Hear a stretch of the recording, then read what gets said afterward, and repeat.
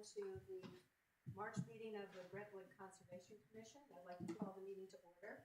We have guests this evening, and I will introduce them. They're going to be first on the agenda, but I think one of the first items we want to deal with is one of our members stepped down last month, so we have the opportunity to designate an alternate as a voting member tonight. And I would like to move that Heather join us as a voting member tonight.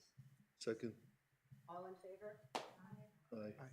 Heather could vote for this. So we're now up to 7, which is the number we usually have. You stepped down? Yeah. Yes. Oh. Well, it would have. Re-upping? No. It would have expired, but they've all been extended by the select board. Yeah, mine's expired. Yours expires, and I thought they moved the expiration. No? I think the select board moved all the expiration dates to June. Yeah. We did. Yes. Well, thank you for, Yes. because, I wouldn't be able to recite that chapter and verse. I got too many other things in my brain at the moment. So, welcome tonight. Thank you, Heather, for sitting in on this. The first thing on the agenda is a review of the public minutes, which you have in your packet from our February meeting. Thank you to Michelle for putting this together. So please take a moment. I sent these to you before the meeting, but if you have any corrections, additions, alterations, please let us know before we make any motions.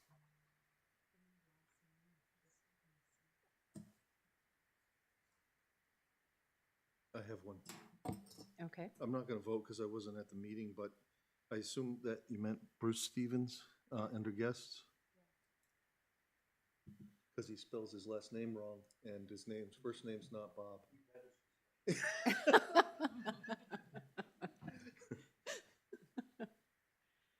name is spelled as we earlier. Thank you. I'm not listed as an alternate present, but You were here? I have voting rights later. Okay.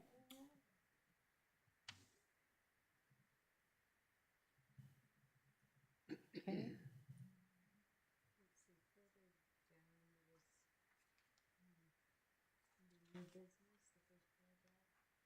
Yep.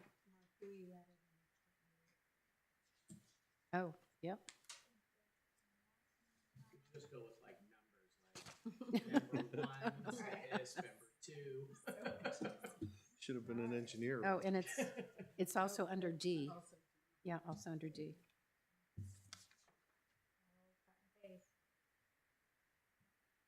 I think everything else. Oh, McNaughton's down here too. Okay, anything else from anyone on the minutes of substance or corrections in spelling? No? Is there a motion? I'll move them as amended. There's a motion to accept the minutes as amended. Is there a second? All in favor? Aye. I abstain. Yeah, me. as well. So 5 ayes and 2 abstentions. Okay. There we go. Thank you. Okay. I'm going to set that aside as done. Okay. So now it is time for our guests, and I would like to introduce some of these folks that are already familiar to people at the table. So Emily Nichols is going to speak to us about the ARM program of aquatic resource mitigation. And Seta Detzel is working with her to do the presentation tonight, so please welcome them. They will have some information on the screen. You have only one, you have a piece in your packet of the ARM map, so you have an understanding of how the districts are broken out in the state of New Hampshire. So welcome, Emily and Seta. So you're on. All right, thank you. It's really nice to be here. I'll get closer so you can hear me. I'm Emily Nichols, and I am the ARM Fund Program Manager, and I'm Seta Detzel. I work in the ARM Fund as a project manager. Nice to be here tonight. So, let's see.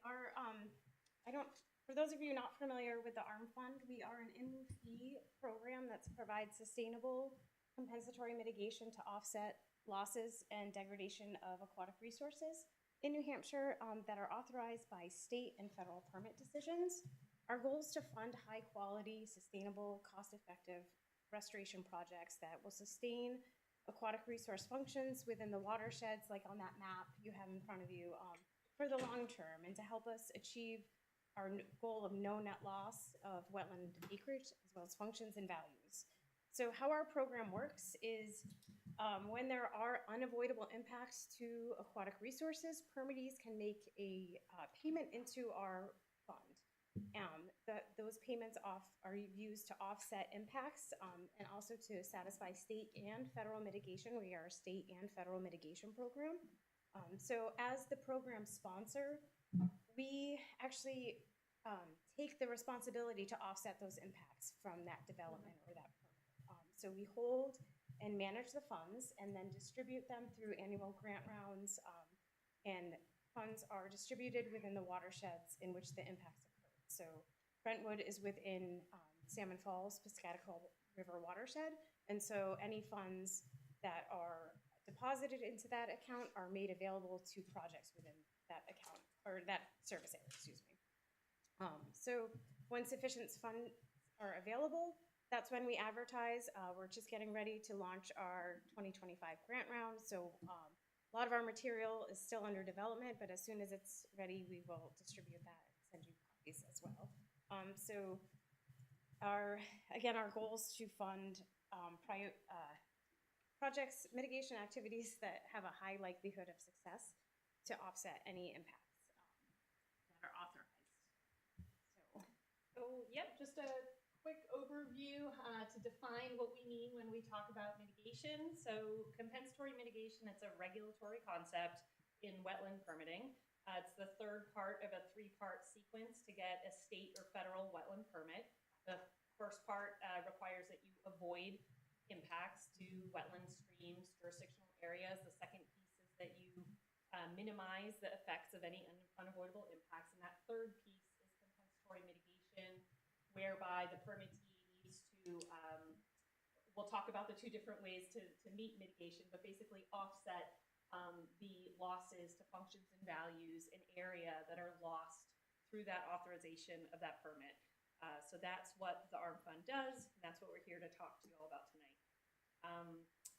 And compensatory mitigation refers to the activities that are used to offset those losses. So we're going to talk about what types of activities qualify as mitigation. It's not an option unless avoidance and minimization has happened first. So someone can't just come in and say, we're going to mitigate and make this payment to the ARM Fund for this project without first going through avoidance and minimization. And mitigation only applies when certain thresholds are reached. So it's not for every wetlands permit. Our rules specify certain thresholds for summary right here, for when mitigation is triggered. So real briefly, it's generally 10,000 square feet of impact, 200 linear feet along the water course, or any impact to what are called PRAs. So PRA stands for Priority Resource Area, and these are your very high value areas that are few and far between and unique on the landscape.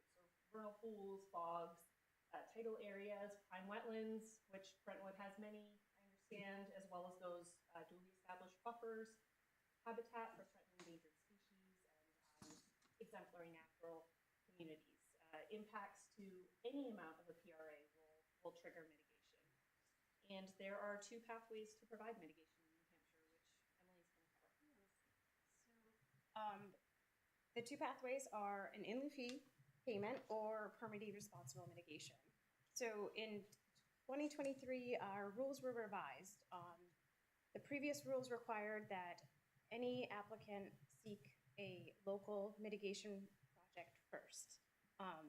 In 2023, that was changed to allow an in lieu fee payment or permittee responsible mitigation. And the reason behind that was to align with the federal regulations and preference for in lieu fee payments, because the funds are collected and can fund larger projects that have a higher likelihood of succeeding. A lot of the smaller scale permittee responsible mitigation was failing And so this is a way to pool the funds together to fund something that will have a sustainable impact at the landscape scale. So let's see, in lieu fee payments is when a permittee would make a payment into the ARM fund, it would get deposited into a service area, and when the payment's received, our program accepts responsibility and the obligation to offset those impacts. So we have a tally of what impacts occurred within which watershed, so we can spend our funds appropriately. So again, there's 9 service areas. The other option is permittee responsible mitigation, where the permittee retains that responsibility to compensate for the losses that they are seeking authorization for. So they're responsible for the design, implementation, monitoring, and success of the site. So if it's not successful, they're still on the hook for offsetting those impacts. So the impacts are kind of directly compensated either on-site or within the same watershed. And it has to be completed before construction can occur. How are the payments determined? So the payments, great question. The payments are determined, we have an ARM fund calculator. And so those are based on our calculations, or the formula is based in statute. And so it's the cost to replace those resources. And it's a full accounting cost. So it's kind of cradle to grave. So design, cost to obtain the land to construct the resource on. There's an interest. We adjust it annually because of the interest rates. And so the land value, the cost to replace the resource, and then there's a 20% administration fee to help us operate and manage our program and seek projects. So, and it's all separated by boundary or area? Yep, so these are the watershed service areas. So you're all located within 4. So any impact within service area 4, which is Salmon Falls, Piscataqua, gets deposited into that account. And those funds can only be used to fund compensatory mitigation projects within that service area. You can't transfer those funds. Do you have an estimate of what 2024 was? 2024 for payments received in Salmon Falls? Yeah. Yeah, I do. I'll tell you As a exactly. matter of fact, I Well, did. I can't get down to the exact dollar, but it is, so we received over $736,000 in payments within this watershed. So if the funds are not spent during the annual grant round, they carry over. So the funds do not go away, they just accumulate. And that is why, you'll see in a few slides, that's why there's so much money in certain service areas, is we're just not getting the projects. So Really? Interesting. Well, that's because of that criteria that they set Yeah. in 2023, Yeah. where they made the projects more significant. Mm-hmm. Mm-hmm. So we tried to kind of brainstorm about what you might want to hear from us. So how can mitigation be used to fund local projects? So even though the hierarchy has shifted to allow in lieu fee payments without pursuing local options, our state statute and our rules still support local conservation commissions voicing your concerns and your preference for consideration of local permittee responsible mitigation. So your comments and recommendations, they have to be provided in writing, but they, to be addressed throughout the permitting process. So I just want to emphasize, you still have a voice, and we recommend that you use that, especially if you have good projects in mind. So is that during the dredge and fill application that we would start talking about that? So you could, or you can be proactive. I think sometimes, local municipalities, planning boards may hear about projects that are, or like what projects anticipation of good, large projects that will require mitigation. So if something like is going to hit that threshold, you can say, oh, well, this large subdivision will likely trigger mitigation. We have this project that we'd like to talk to you about. So you can have that conversation with the applicant directly, or you can reach out through the permitting process, and we can try to facilitate that conversation. Yeah, so, and this is one of the things that we talked earlier, is trying to have a relationship early on with the planning board when they're seeing projects coming. They would know first but hey, this is likely gonna trigger something, and then if we have either some other project in town, and we'll talk about kind of the priorities, but even a land conservation project that we're working on, Yeah. that may have like a big wetland that's been disturbed and requires some mitigation, before that money gets paid into the pool and we have to apply for it, we could have kind of first dibs on using it locally.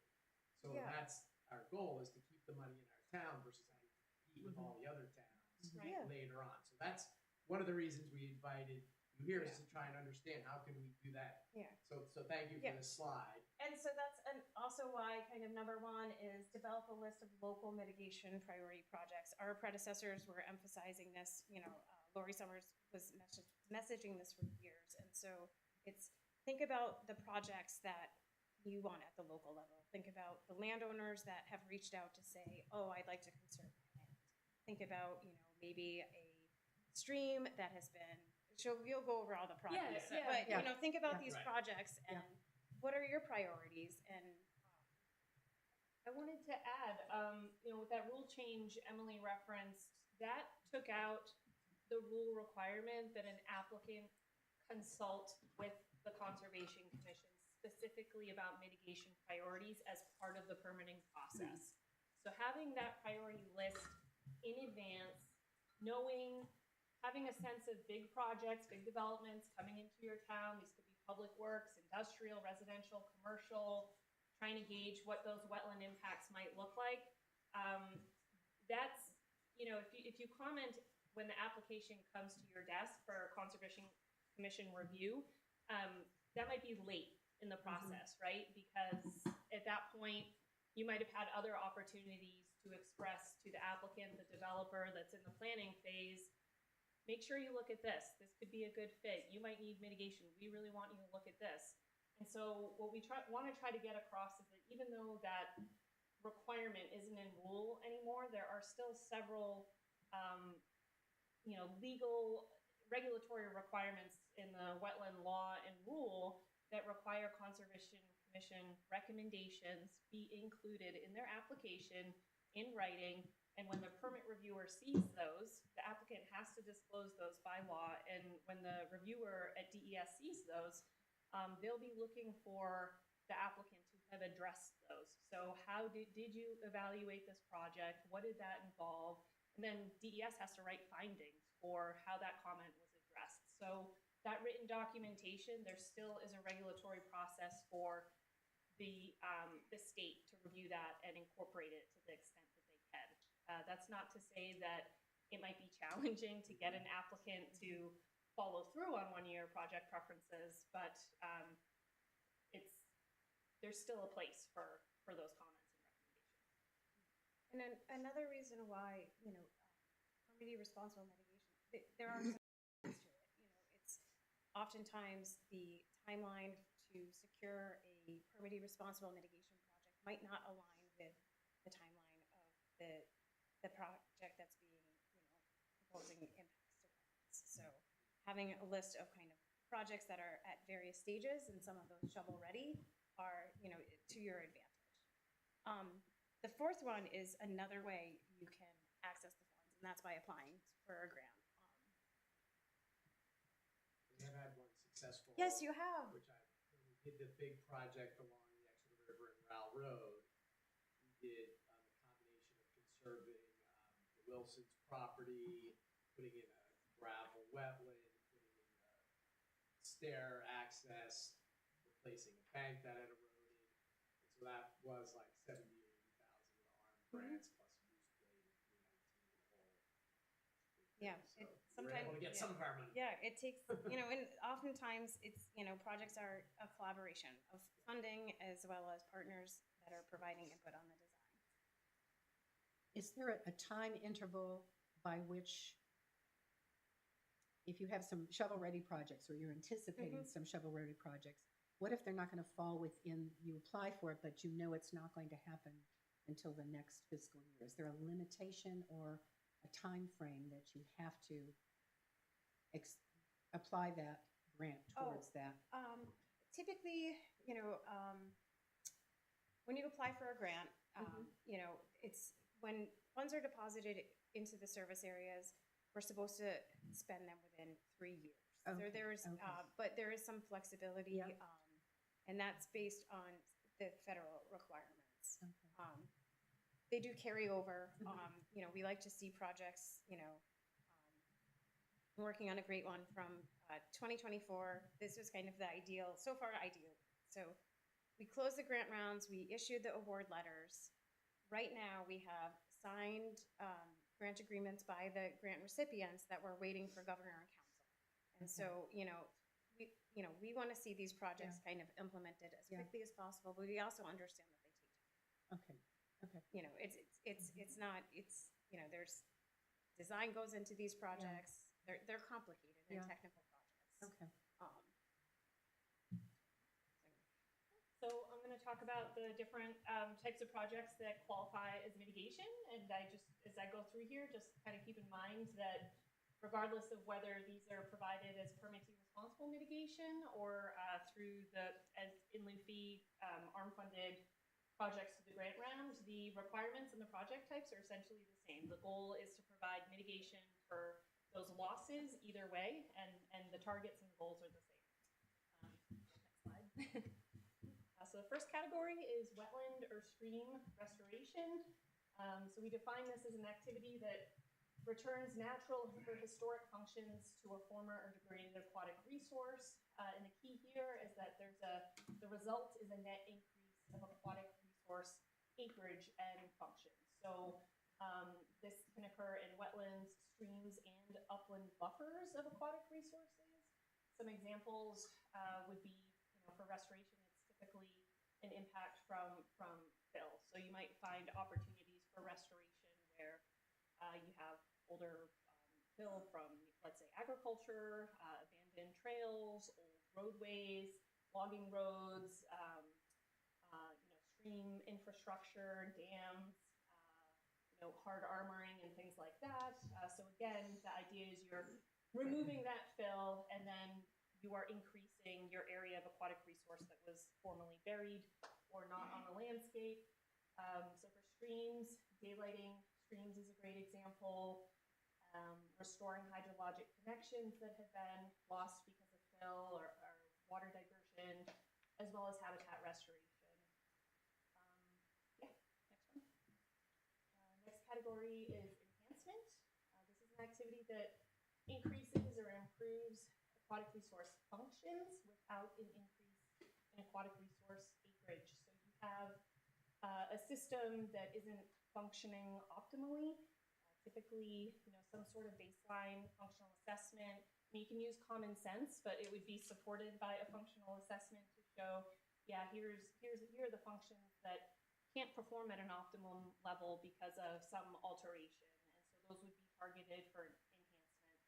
And so some examples would be reestablishing native vegetation communities in wetlands or in upland buffers, restoring hydrologic from barriers in streams and rivers, connecting streams to floodplains. You know, if you've had streams that have a history of dredging or disconnection from their active floodplains, that could be an enhancement project, as well as habitat enhancement. Next one, please. Establishment is also what we call creation. Very simply, it's not what beavers do. Beavers create wetlands, but we're not advocating putting dams on streams. But yeah, so wetland creation is essentially constructing wetlands in uplands where they don't exist. So the goal there is that you have that gain in aquatic resource acreage by the end of the project that was not formerly there. And so as far as examples that could qualify, you would have creation of an emergent wetland, a scrub shrub wetland. Typically, forested wetlands aren't not something that are easily created on a realistic timescale, and or vernal pool creation. So that's that category. Less common, requires a lot of specialized expertise, but it is a possibility. And the last one is preservation. So although preservation doesn't result in an increase in restored acreage or enhanced function, it it does qualify as a type of mitigation in certain situations. The idea is that it's removing the threat from future development through acquisition by fee simple purchase or by putting a conservation easement on a property area with deed restrictions. And so those aquatic resources are protected in perpetuity and from development. So that in some cases can be considered mitigation. So this would apply to wetlands, streams, and upland buffer areas as well. And we have a list of criteria that are going to make that they're really kind of the baseline criteria for preservation eligibility. So a preservation parcel that might be eligible would need to include high functioning and difficult to replace aquatic resources. Difficult to replace aquatic resources are very similar to the PRA definition I gave earlier. So they include habitat for threatened and endangered species. They could include bogs and peatlands, vernal pools. I'm trying to think of Prime wetlands. Oh yeah, prime wetlands. Yep, those are considered PRAs as well.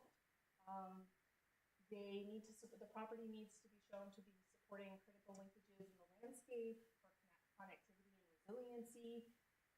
The conservation interest area needs to be free from conflicting land uses that could affect long-term functions and sustainability. So, part of the ensuring that it meets the mitigation requirements and it's protecting, it's a sustainable form of mitigation is just making sure that the land use activities, aren't going to potentially impact these aquatic resources over the long term. They need to include a minimum of 100-foot natural buffers on your wetlands and streams. And the last one is they need to meet this rule, which is the conservation interest instrument requirements. That's set in rule, and that's essentially the need for state third-party rights of enforcement, as well as the goals and objectives of mitigation to protect these areas and stewardship of those areas as well. How is the fee determined? Like, is it a percentage of like acres of damage or just total project cost? Like, what is the fee required payment? The required Like payment the numbers. for in lieu For fee? in lieu fee? Yeah. Yep, it's two different, there's two different calculations, right, for preservation versus restoration? I think, are you asking about the in lieu fee payment, what it would be, or? Like, I'm a developer, I have a, $4 million project. Permit fee. And I'm damaging a wetland. Okay, What do I pay? so How do I determine that? your payment is, if you wanted to do in lieu fee payment, Yeah. let's say you're impacting 10,000 square feet Okay. of wetland. You would use the ARM calculator. It will provide you with an estimate. So what that does is it calculates the cost to replace those resources. So you would take that 10,000 square feet after you've met avoidance minimization. You can use the calculator. Then you find the land value for the municipality where the impact's occurring. So you would select Brentwood, and that is the land value per acre.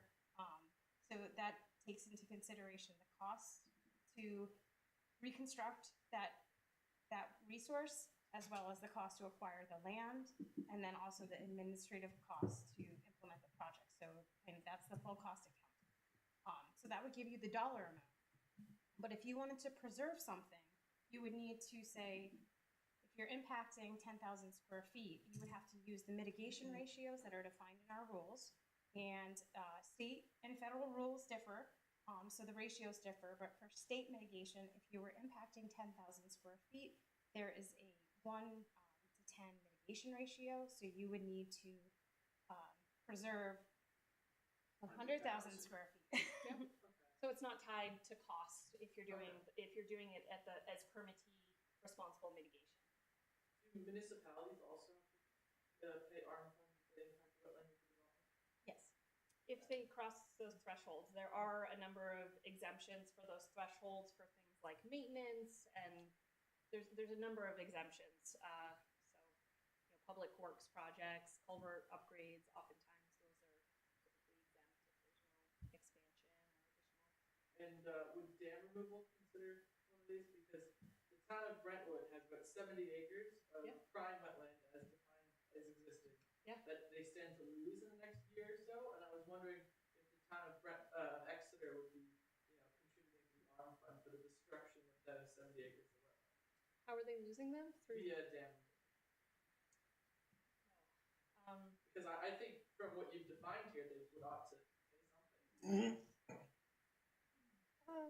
Well, I think it, so ARM funds dam removals as stream restoration projects. Yes, but you said that any impact to a prime wetland would result in an ARM payment, regardless of. well, actually, so prime wetland impacts are a little different. There can't be a functional loss, for prime wetland, where there's a little more stringency within our Yeah, statute. and for rules. approval, it's very hard to get approval for a prime wetland impact. Because there's a threshold for no significant net loss. So, yeah, if there's a proposal to eliminate prime wetlands, yes, there needs to be a permit application. And I think whether it triggers mitigation it's not a clear cut answer without knowing more. So you have to demonstrate there's no functional loss from that impacts, I think. The dam removal would result in wetland loss. That's a given fact that wet 3DS may agree with that. I don't, this sounds very specific. Obviously, it's a town-specific issue. But yes, my question is that a dam removal resulting in prime wetland loss, as established as a qualification, So I will, would that destruction result in an ARM payment in mitigation for the destruction of the wetland? it would have to, that would be determined through the permitting process. We don't approve permits. We just facilitate, the payments received we just facilitate the offsetting of those impacts. But is that something that could be? I guess is my question. Would there potentially be a payment from the town of Exeter for the destruction of our wetland? Sounds like a good question for the Wetland Bureau. It Yeah. sounds like a Okay. great question for permitting. And so I will say with dam removal, sometimes there's a conversion that occurs. So some wetlands, they maintain as wetlands, but they will transition as a kind of a natural state, almost like a beaver dam. If the beavers move out and the dam is destructed, that wetland is still a wetland. It just converts to, maybe it's an emergent wetland. Maybe they, evolve into shrub wetlands. So it may still qualify as wetlands.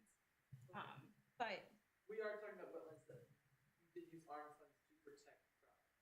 Like those wetlands are on the chocolate block.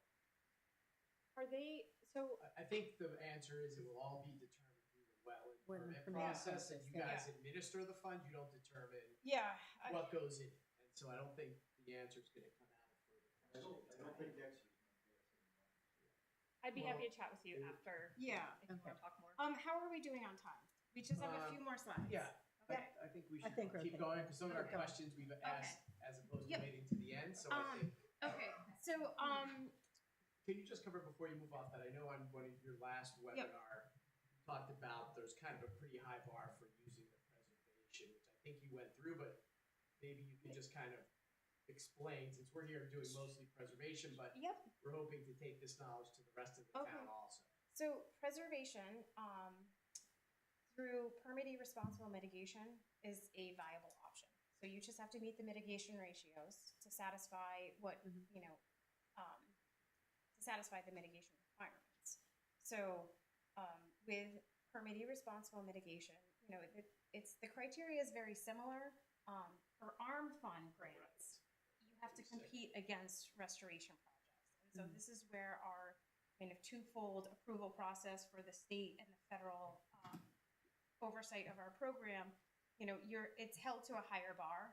You have to demonstrate that this is exemplary. There's no opportunities for restoration. It contains difficult to replace resources. There's no conflicts with land use. The buffers will never be touched. It'll be allowed to be in a natural state. But again, you have to compete against.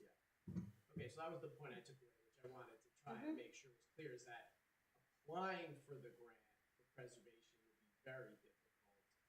There's a slightly better chance doing the second option, which is with a permittee, but we find something for them to do in town before it gets Yep. That's what for our job is to make sure we have more things ready to go. Yeah, yeah. Thank you. And so what makes a good mitigation project is, again, those projects that will sustain the important aquatic resource functions over, the long term and at a larger watershed scale. So this is a project planning tool that has all of the kind of layers or resource layers that we look at. You want to make sure it occurs in the same location as the impacts or within the same watershed, that it restores, enhances, protects resources to offset the functions and resource areas that are lost. So that's where the mitigation ratios play in. You want to, if it's a restoration or enhancement project, you want to make sure that it will result in a measurable increase in acreage or functions and values. So those are kind of met through performance standards and monitoring. Restoration and enhancement projects require monitoring for at least 5 years after the construction is complete, and then adaptive management throughout the process. Preservation projects, monitoring in perpetuity. So you have to continue to monitor to make sure that the goals of the conservation easements are adhered to. So, we're looking for projects that would support or restore critical linkages in the landscape for connectivity and resiliency. So habitat connection or hydrology connection, floodplain reconnectivity. Also, projects that will reinforce or support priorities that are identified at the local level or regional level. Those, have merit. And then for restoration projects, restoration areas have to be protected in perpetuity. We don't want to restore something to see it be developed 10 years down the road. And then it has to meet it has to meet state mitigation requirements, but if it's subject to federal mitigation, you have to also meet those. So it's 2 levels of requirements. What I just realized in hearing you present this list is that, so for permitting responsible mitigation, a lot of these requirements, which sound very onerous, and they are, would fall on the applicant, right? The Conservation Commission, if you do PRM, would be saying, here's the project we want. It would then be their responsibility to help with the acquisition of the property or develop the restoration design, the monitoring plan, and then they would be on the hook for that requirement, not the Conservation Commission. So I just want to make that clear. Versus if you're awarded, through the ARM fund, then it becomes you're the grantee, and you and ARM inherit that together. And through permitting responsible mitigation, the applicant doesn't have to fund the entire project scope. So it could be a project that the town already has, reserve funds to support, and you need more money to get that project through the finish line. As long as it satisfies the mitigation requirements, that would count as, potentially compensatory mitigation for that project. In fact, isn't it so that you look favorably on those projects because the owners invested or committed to them financially? So if we had a pot of money that we were willing to put up for conservation, that would mean we're serious about it, and you'd be more apt to. For grant funding? Yes. Yes, Oh, yes. And then, for the permitting responsible mitigation funds, we're kind of removed from that. We're looking at are you offsetting the impacts that will occur as a result of the project? So just some tips for creating a list of your priorities. We recommend that you consider capturing multiple project types that Seta went over, and kind of the range of cost, because development happens at all scales, right? And then, if you don't have one already, develop a natural resource inventory to identify those high quality areas. And, what land does the town want to preserve? Where do you have willing landowners to work with you on that? I mean, you have to have, it's a partnership. And then, develop a list of potential restoration and enhancement opportunities, because you're within a service area that is subject to, high levels of development. So, every project counts. Prioritize the permanent protection of high value, difficult to replace resources in connectivity corridors. Collaborate with land trusts, landowners. I think you have a lot of land trusts that work within your town in this region. You also fall under a lot of different conservation priorities. Consider establishing easements on maybe town-owned land that's not already protected. That counts. Because we really want to see those resources protected in perpetuity. And then at the same time, think about restoration opportunities you may have on town-owned land. Maybe there's a land that is under a conservation easement.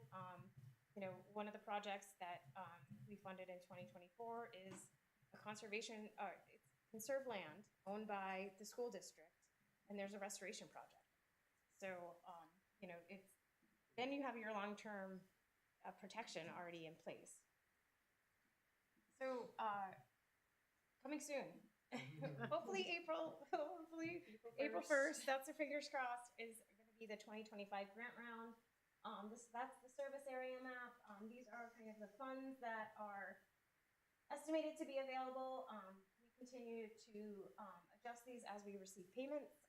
And so these are the target projects we're looking for. So in Salmon Falls, we are looking for wetland and stream restoration enhancement, establishment or protection projects. We'll have final numbers soon. So this is the timeline.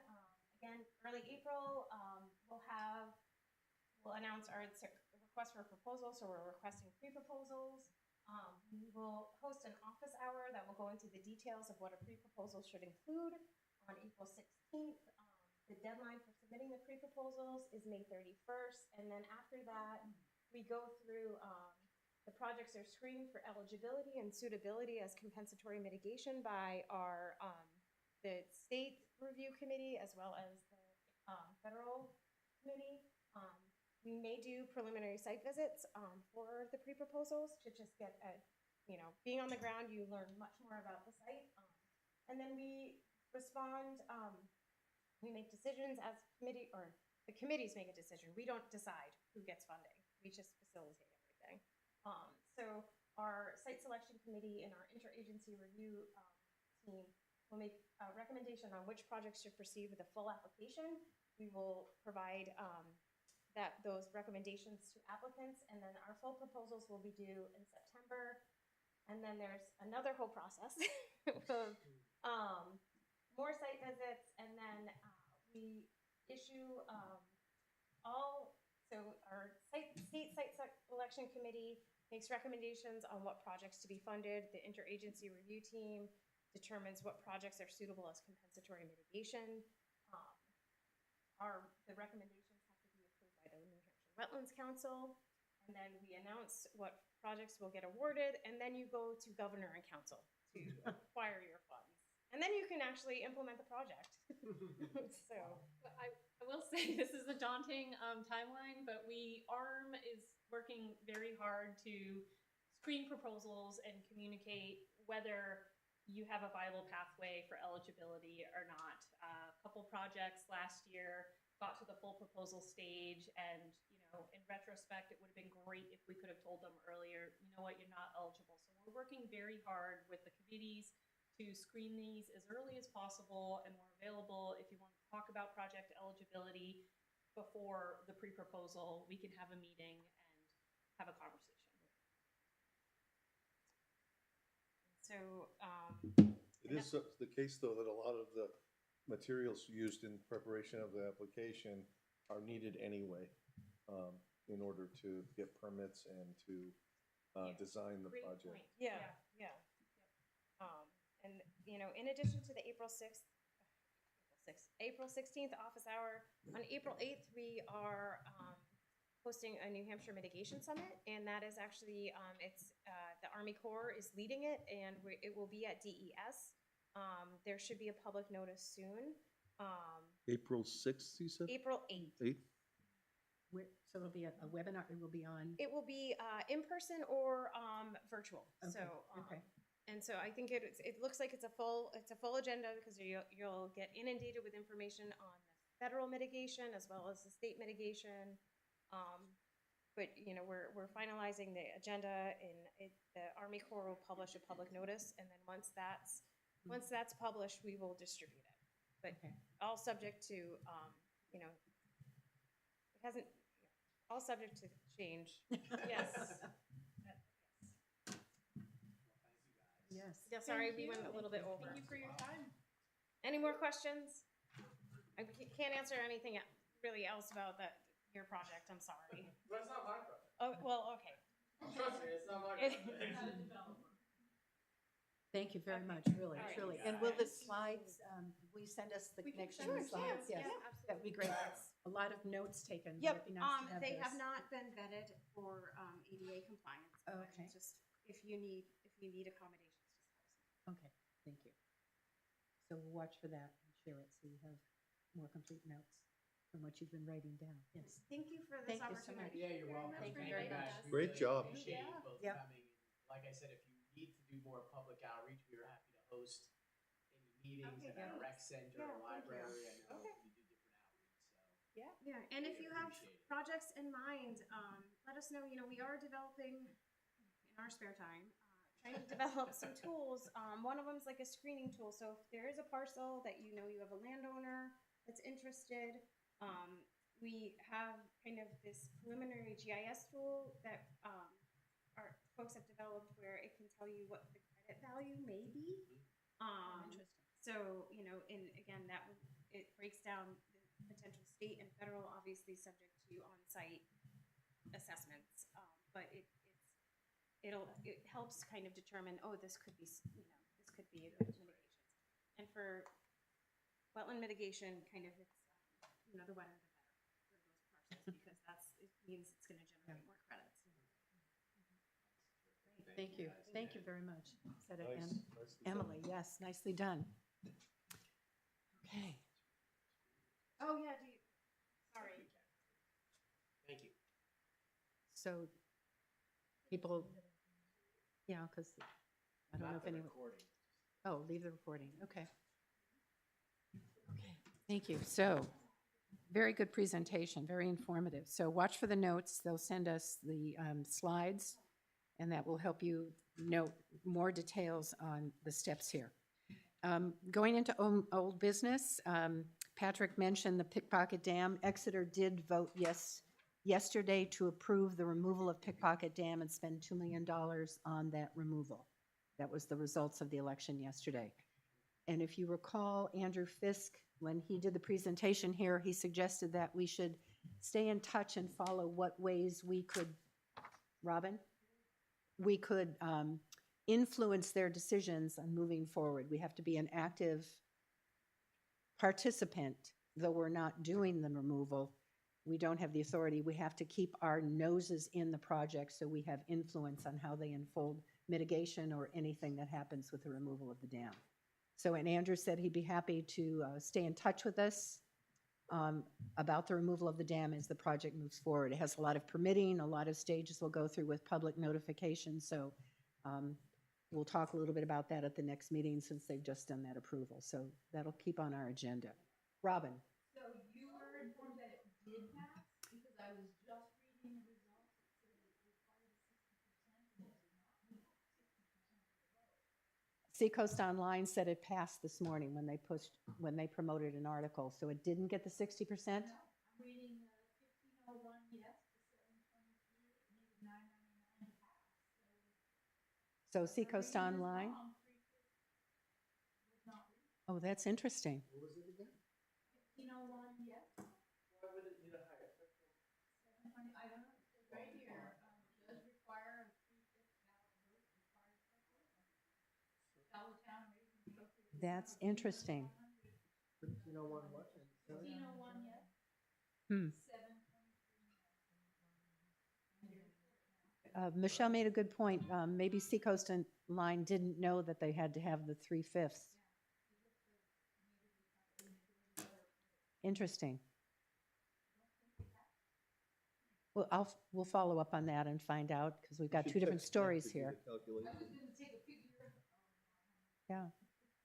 And I have it on my. Have we been informed of anything about that project? I know we've No. requested, so when you say we gotta keep ourselves involved, you mean we gotta keep forcing ourselves to be involved? yes, yes, we haven't been included in the conversations or involved in that. I believe I heard that Exeter would like a letter from us that we approve this removal officially. Total votes. I think it did pass. Yeah, it's 60% of 2,224, which is 1334. So I'm going to backtrack that it did pass. Okay. Back and forth. So I'll pull up information from Andrew Fisk again, and we'll get in touch with him just to let him know it passed and say we'll stay involved. Andrew Fisk, he's the Northeast Director of American Rivers. And he did a presentation to us in January, I believe, about the impact of river restoration, and he knew about Pickpocket Dam, and we discussed that a little bit in that presentation. So he would like to stay in touch with us on that. So, okay, Pickpocket Dam. Recreation update. At the last meeting, I shared with you a copy of a summary that Heather drafted responding to, let me just find it, responding to the plan for conservation to do some irrigation and fertilization on the recreation property. Now, a moment ago, I had all these materials in front of us, and just coming from another meeting, I think I've misplaced them. So bear with me, bear with me.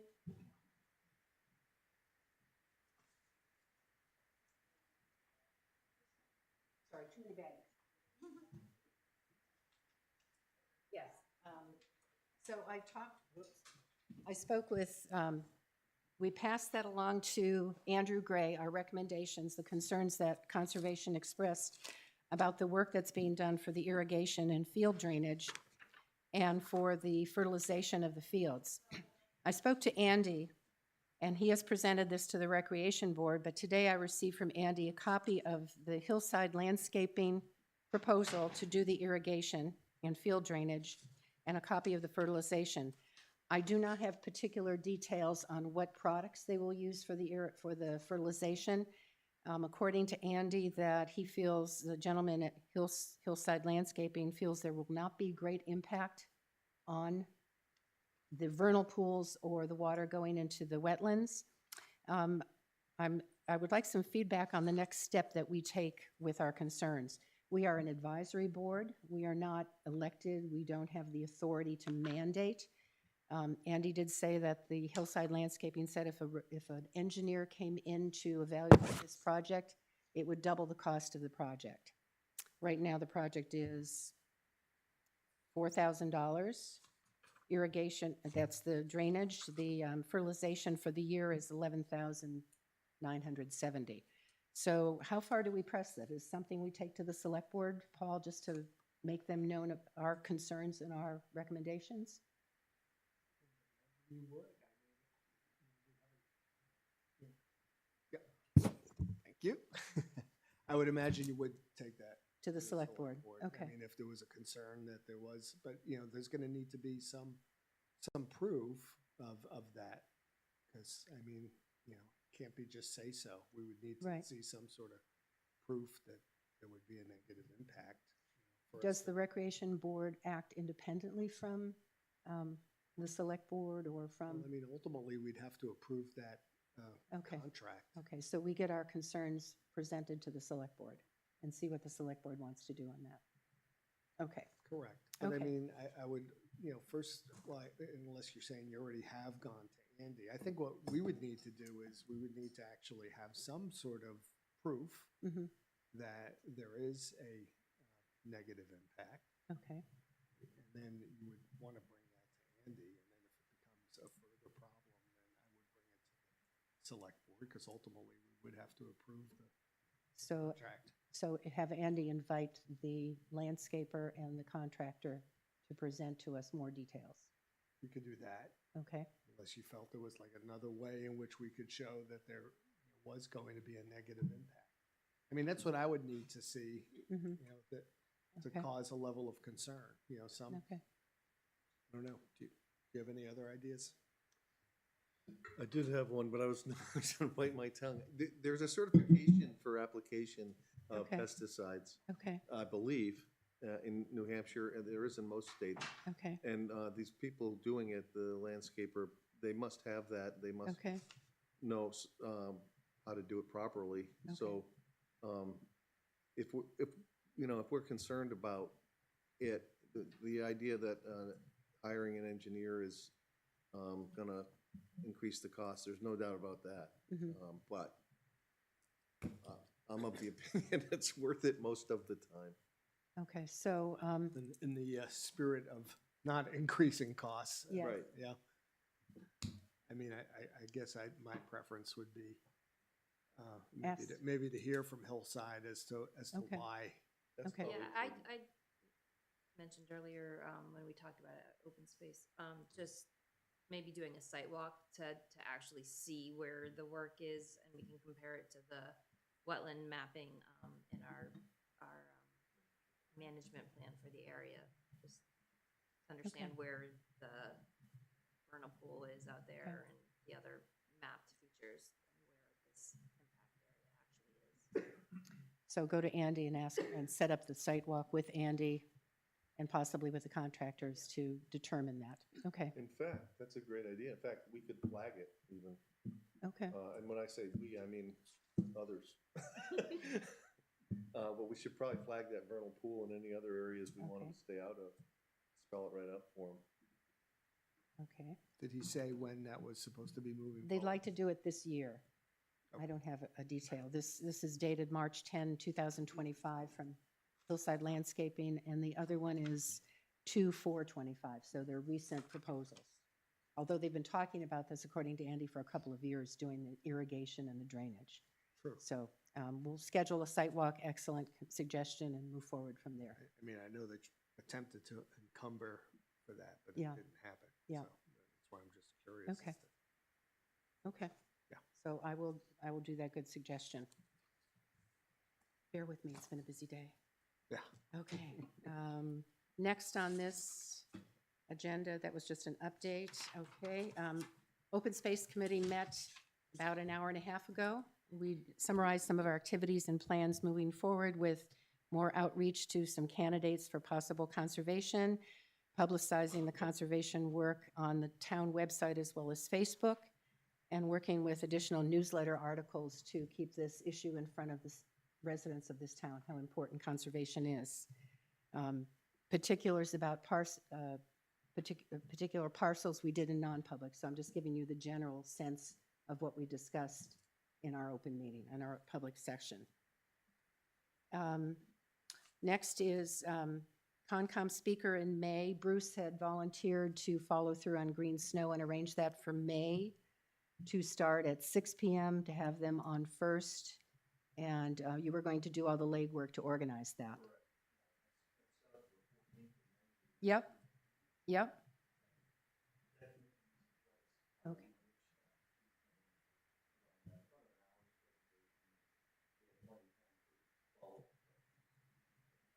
Okay.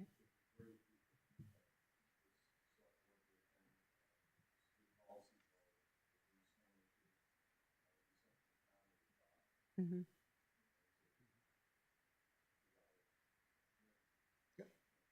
And you were going to reach out to the other boards to invite them, as far as I recall from my notes. Okay. Thank you, Bruce. 6 o'clock, so it's an early start, so there's more time for the presentation. And depending on the turnout, I think this room might be sufficient, but if we get any early warning that it's going to be a big crowd, yes, yes. As long as we're on the topic of our public programs, in your packet, there's the list of possible speakers, the resource list that I had included in there that we put together when we first started doing this alternate. So take a look at that. If there are other options for presentations, we can check off those we've already done. But any additional ideas for presentations, please let us know. We're maintaining this master list. So we're committed for May. The next one might be July. So keep that in mind. So you have the list to update you what we talked about. Can I suggest one possible which we talked Yes. about, which was to have someone go over an easement us, Okay. Indiana.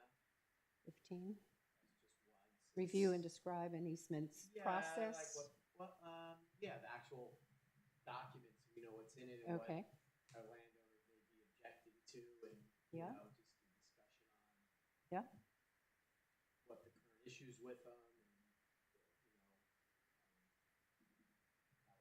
how it's impacted Okay. by grants. And,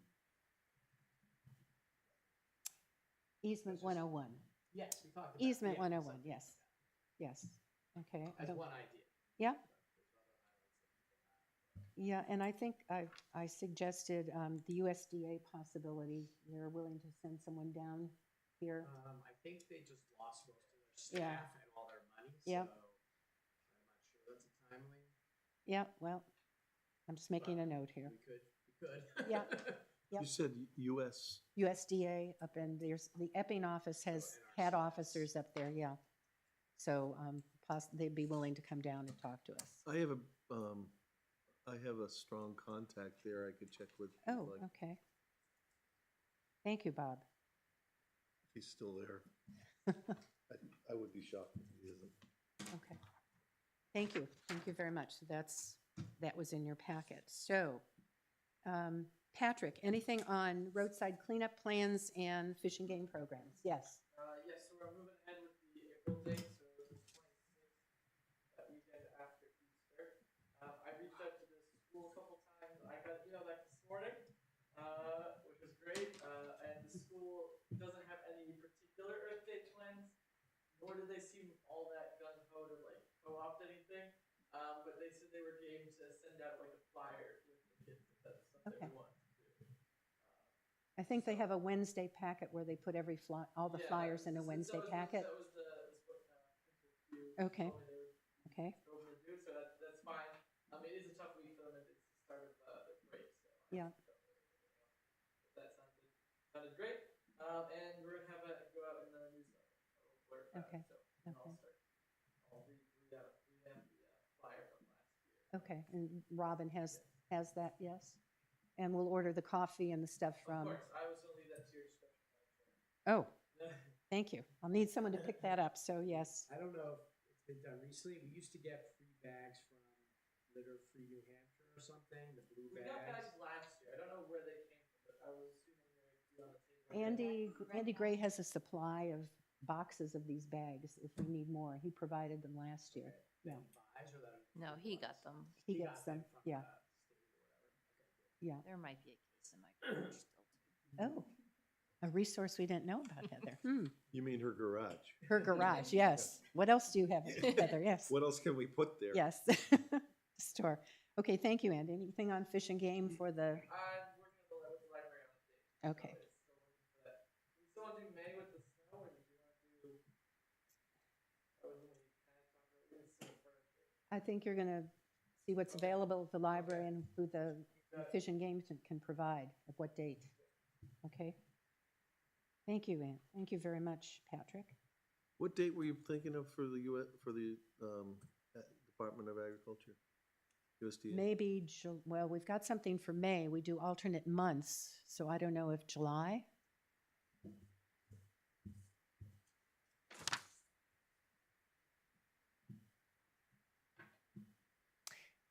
Yeah, in our July meeting, I think that will be, forgot the date of what July will be, so we don't want it to, yeah, what is, so we would meet on the 9th of July.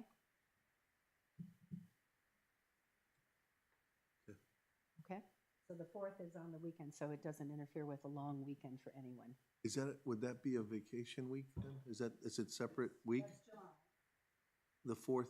4th is here on Friday. It could be a vacation week. Yeah, this weekend could be vacation week, yeah. Yeah. Then we have to skip to, Could do the 16th. No, Would we be pushing our meeting then? yeah, we'd be moving on. When's our meeting? Second Wednesday of the month. Yeah, I know. But if nobody shows up, then. Okay, Well, we can we've just got do some it. time. Let's see Yep. what they think. Okay. Fish and game. Michelle, you want to bring us a little bit more information on what's happening with your town event? You have in your packet Yeah. the flyer. So I was actually working this week, I've been a little consumed with various town happenings over the last couple of weeks. But yes, so the flyer is in there, it went in the Brentwood newsletter this week. I was actually going to send out, an email this week to the heads the heads of all the groups that are coming, just sort of an update on what the day will entail and when to show up and all of that. So it's moving along. Invite your friends and neighbors. And we've agreed to be part of it, have a Yes. table at that, and we can provide some volunteers, anyone who's willing to help with the setup. What time will you be setting up? 5 o'clock. 5 o'clock, okay. So if anyone can help with that, So we'll provide a table and a table covering if needed, and chairs, but whatever else we want to bring to share information. right, I don't know if we have any sort of prepared. We have a lot of brochures. yes. Okay, Yeah. perfect.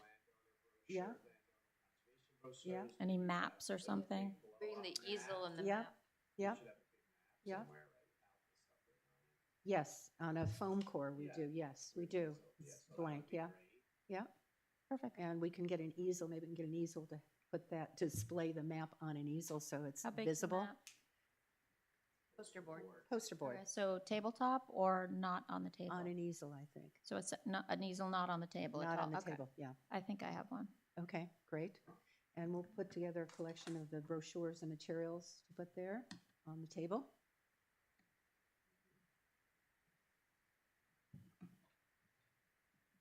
All right. Okay. Thank you, Michelle. Mission to Michelle. Okay. I had Emma Laham on here to update us on her ideas and thoughts for working with children, but I think, Deb, you've had a conversation with Emma about this.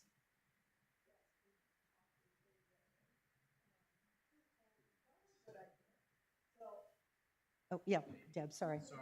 Microphone on too, yes. You have to hit the button. All right. Yes, so I did talk to her the other day, and I thought it was a good idea. And so I think what we're going to be doing is walking some of the trails so that she gets familiar with them and she can pick where she wants to put her.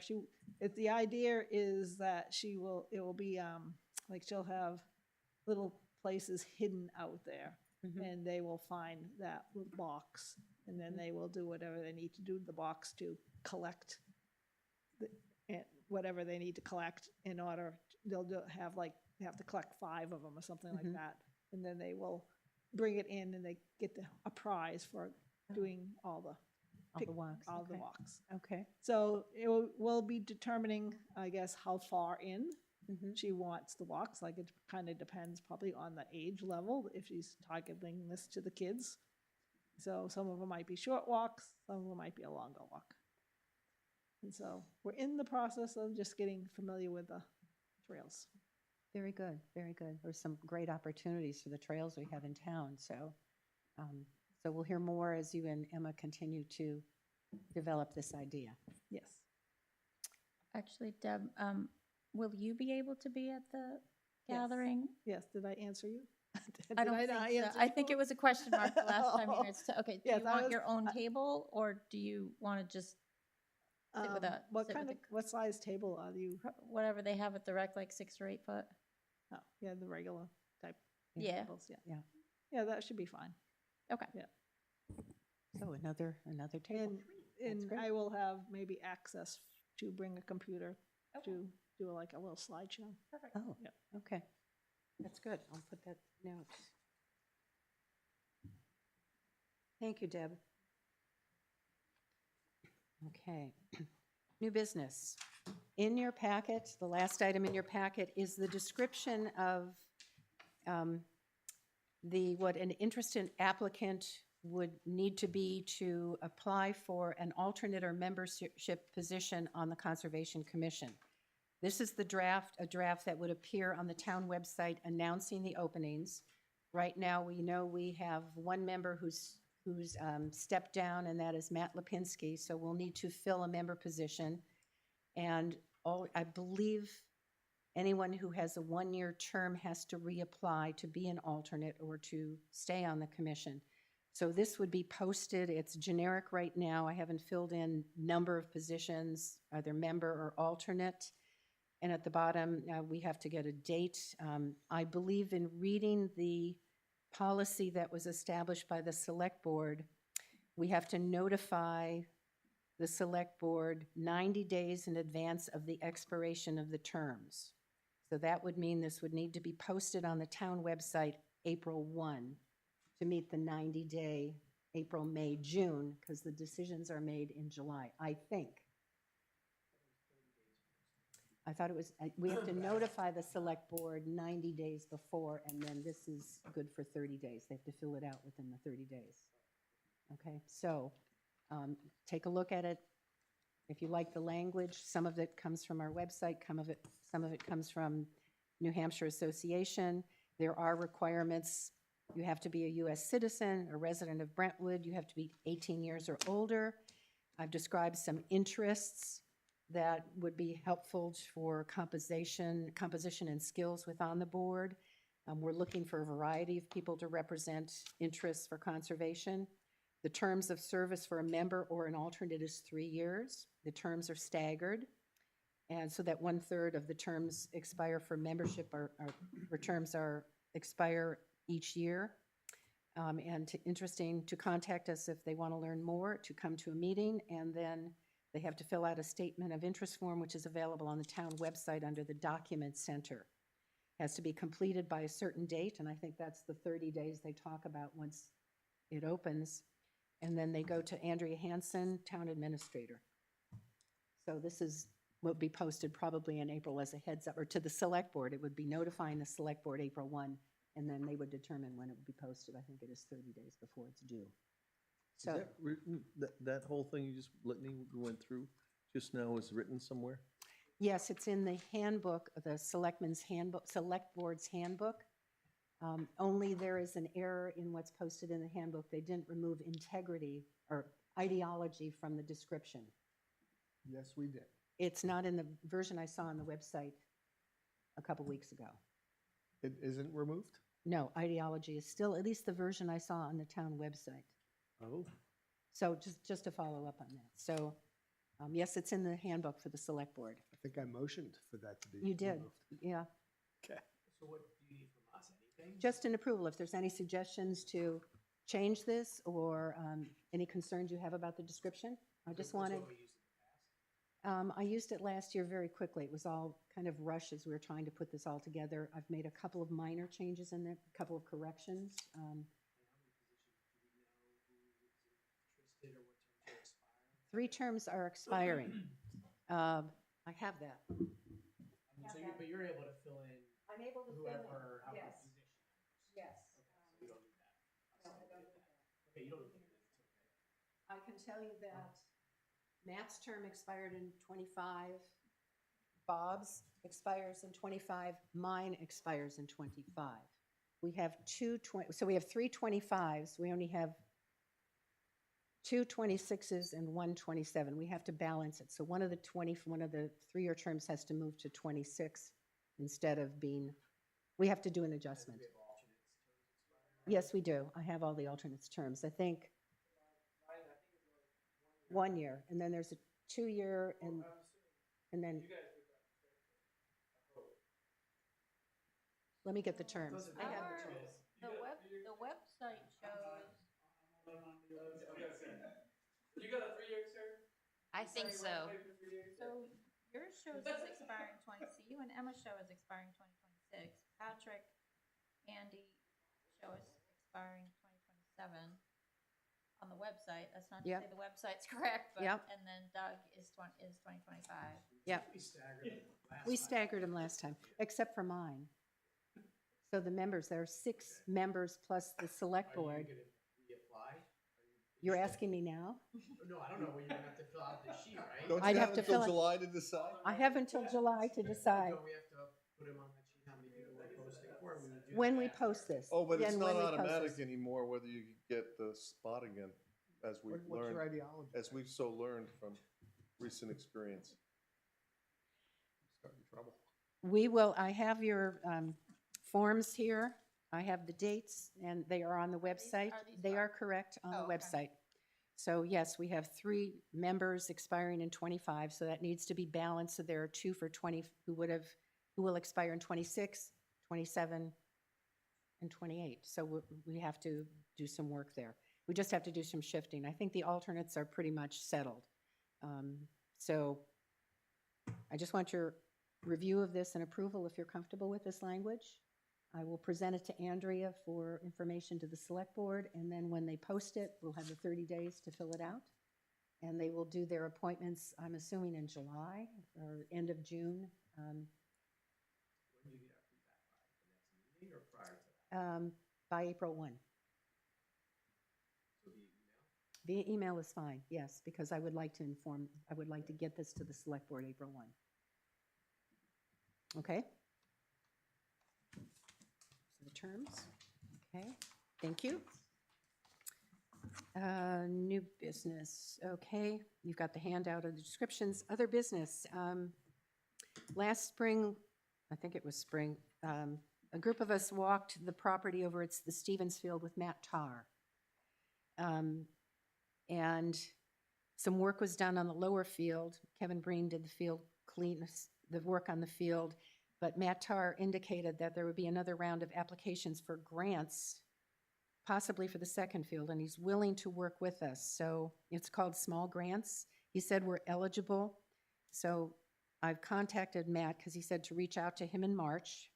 He said the grants would not be available until July of 25. He said, but let's have a conversation. What purpose would a grant application be for? He's willing to help us with the application. So would be eligible, I'm assuming he means the fields. Would we want to do work on Stevens Field for the upper field?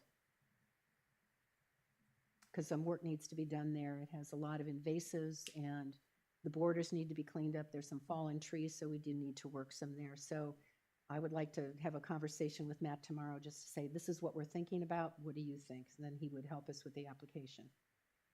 Remind me, where's Matt from? What?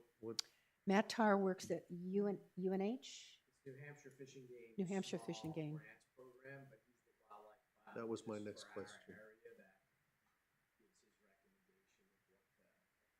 to approve or not approve. So is he with UNH or with, okay. So he's with UNH, but this is somehow affiliated with Fishing Game. Yeah. Perfect, thank you. Okay. So that initial contact, as he said in March, so we're going to talk tomorrow on the phone about this, just to get some preliminary thoughts down. Okay, that's all I have for public. Is there anything else in public that people want to bring forward? I have a question. Yeah. Go ahead. The Energy Advisory Committee Yes. is now chaired by Ms. Chris Magnuson. Oh, okay. Okay.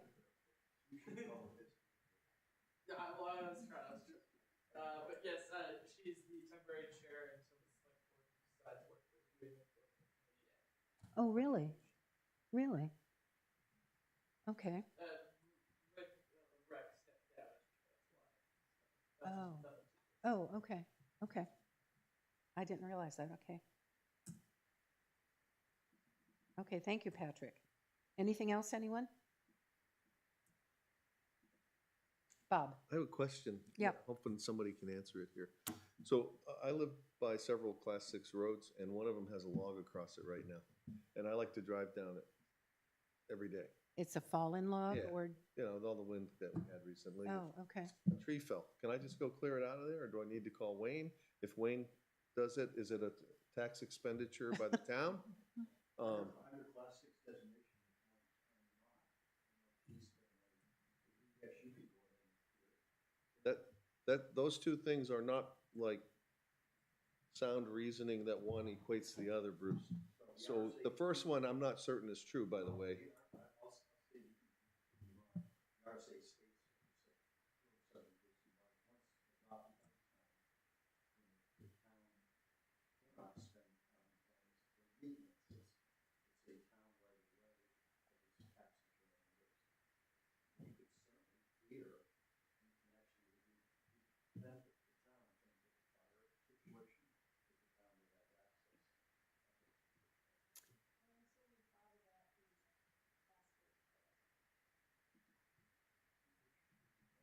Is that a No. part of it? Is it a trail? Well, where the log is, regardless of where the log is class six.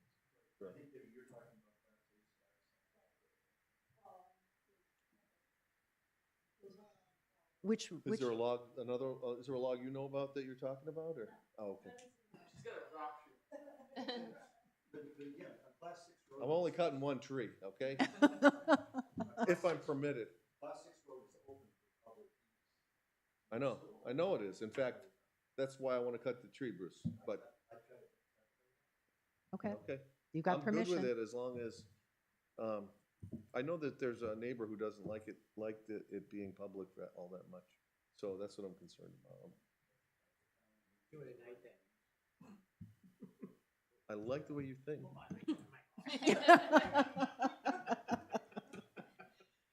Okay, anything else, folks? No? Okay. I was kidding for the record. Chainsaws. I got to get, She's not gonna make Brentwood Jack. chainsaws aren't all that stealthy. Yeah. Except Okay. Electric.